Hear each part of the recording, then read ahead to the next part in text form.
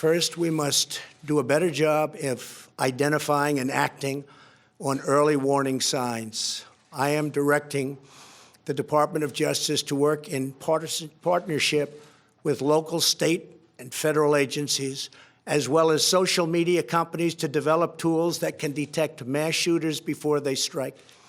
As an example, the monster in the Parkland High School in Florida had many red flags against him, and yet nobody took decisive action. Nobody did anything. Why not?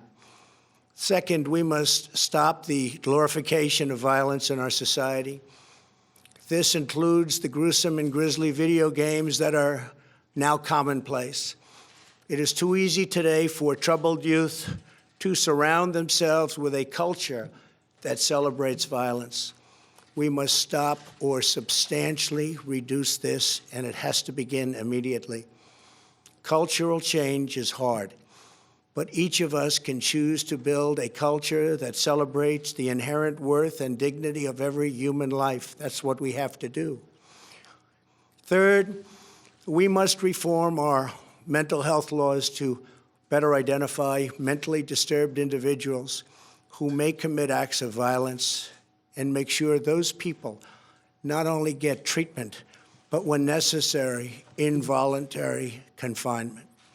Mental illness and hatred pulls the trigger, not the gun. Fourth, we must make sure that those judged to pose a grave risk to public safety do not have access to firearms, and that if they do, those firearms can be taken through rapid due process. That is why I have called for red flag laws, also known as extreme risk protection orders. Today, I'm also directing the Department of Justice to propose legislation ensuring that those who commit hate crimes and mass murders face the death penalty, and that this capital punishment be delivered quickly, decisively,